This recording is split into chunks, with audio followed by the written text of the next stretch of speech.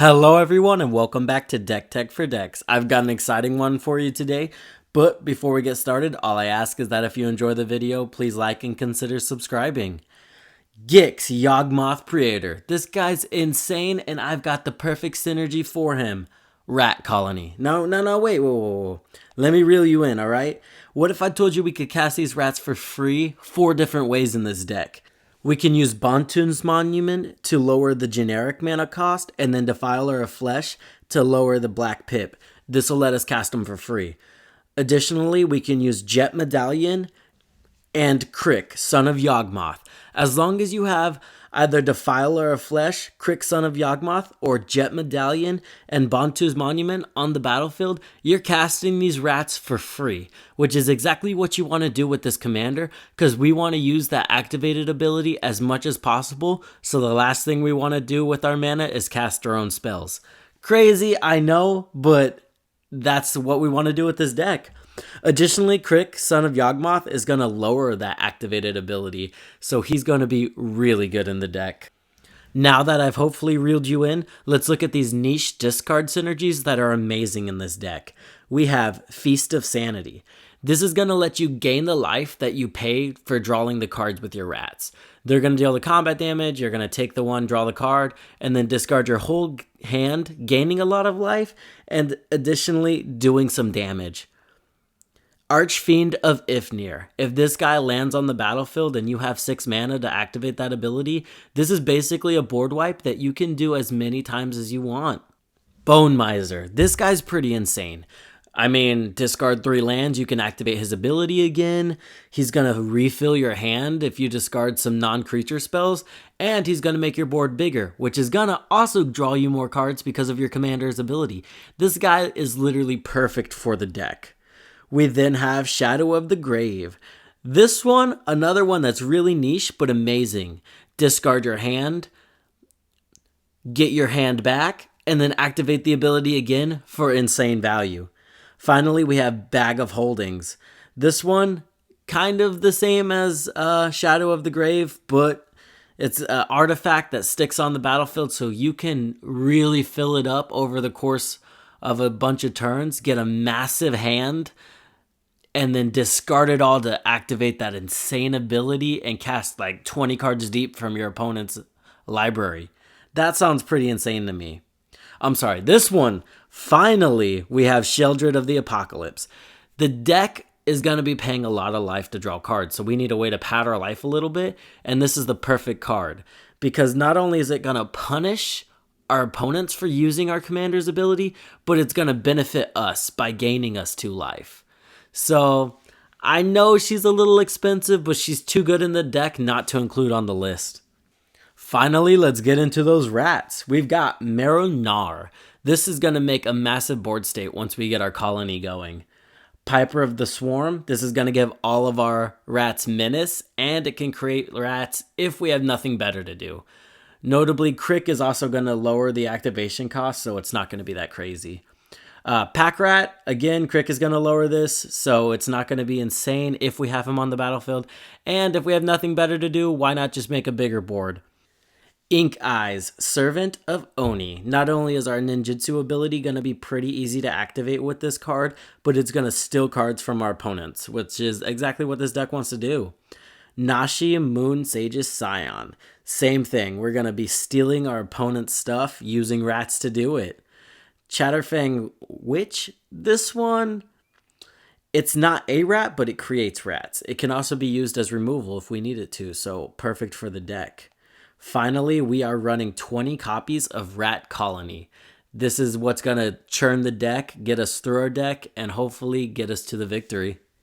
Let's move on to my favorite category, the card draw. We've got Species Specialist. Whenever one of our rats dies, we're going to draw the card. Simple. Skull Clamp. This is really good because Rat Colony only affects the power. So those are still going to be whatever the rat, how many rats there are, and then it's going to be a 1.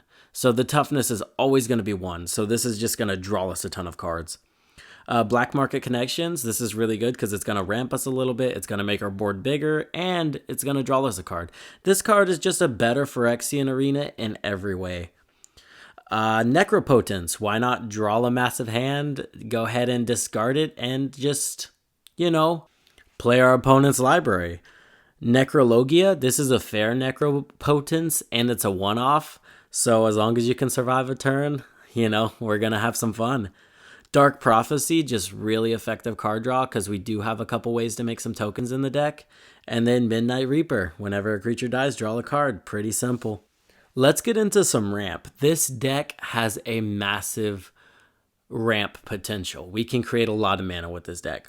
First up, Crypt Ghast. Before we get into it, a ruling thing, Extort does not affect the color identity of the card. The white pip is in the rules text, so it's not a part of the color's identity. So Extort can go in either mono white or black decks, depending on the card's color. I just wanted to clarify that because I get a ton of comments every time I don't. We then have, basically just doubles your mana. So what's not to like about that? Magus of the Coffers. This is just a creature that's a Cabal Coffers. I'll pay 5 mana to have basically double the mana. You do have to pay 2 to activate it, but that's not a steep cost for what it does. Black Market, this card's pretty slept on. A lot of people don't use it. With how many rats we're going to be using, there's going to be a lot of stuff dying. On top of that, our opponents are going to be attacking more because they want to use our commander's ability, so people are going to be blocking more, right? So just more creatures are dying. This guy promotes death. I don't know any other way to say that. Expedition Map, this is going to help us find our really big mana rampers, Cabal Stronghold, and Cabal Coffers. So once we get those onto the battlefield, casting or activating our commander's ability is not going to be that difficult. We then have Wayfarer's Bauble, Fair Ramp, Nirkana Revenant. This one also double mana, so pretty cool. You can also pump it if it's the only thing on the battlefield and you have nothing else to do. That's going to do it for ramp. Let's get into some of this little niche stuff that didn't fit into the categories. We have Grave Purge. This is going to just bring all of the creatures back from our graveyard to our library, and we'll get a draw card. So if we get into late game and we need to bring stuff back, this is really good for us. Swarm Yard. This is going to regenerate our rats, so that's going to be pretty good. Swiftfoot Boots, just protection. Protect our best rat or commander. Death Tyrant, this one's pretty good because, as I said earlier, this commander promotes death. So whenever our stuff dies, we get more stuff. What's not to like about that? Diabolic Intent. Guys, pick this up right now. It's $7 and a really good tutor. This can go in a multitude of decks, and it is really efficient for what it does. Finally, guys, we need some vegetables in the deck. By that, I mean the removal we have to include, and it can't all be fun stuff. But sometimes removal can be fun, so let's get into it. Baleful Mastery. This one's pretty flexible and just honestly pretty good removal. Drag to the Underworld. This one is always going to be basically 2 mana, so it's going to be pretty good. Feed the Swarm is just really effective removal in black. Go for the Throat. This one's a classic. Tragic Slip. Like I said, there's going to be a lot of stuff dying, so it's not going to be hard to meet that morbid requirement. Curtain's Call, really good in multiplayer. I don't think I see it that much, but for getting rid of 2 permanents and the cost reduction, this thing's pretty amazing. And finally, the best removal, player removal. We have Torment of Hellfire. As I said earlier, this deck has a crazy potential to create a lot of mana, so why not cast this for 20 and see what happens? Alright guys, that's going to do it for the video. I really hope you enjoyed. I had a lot of fun making this deck. Please like, comment, and subscribe if you liked it. It really helps me out.